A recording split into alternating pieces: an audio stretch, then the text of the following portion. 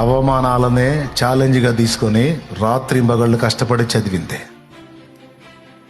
ఒక కలెక్టర్ చదువు ఎంత గొప్పదో తెలుసా? మిగిలిన చదువులన్నీ ఒక ఎత్తు, అది ఒకటి ఒక ఎత్తు.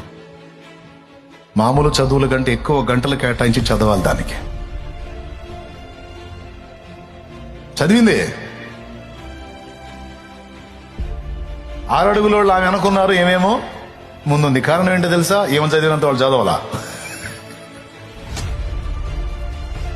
ఏమని చేసినంత కష్టం వాళ్ళు చేయలే. అది చూడండి.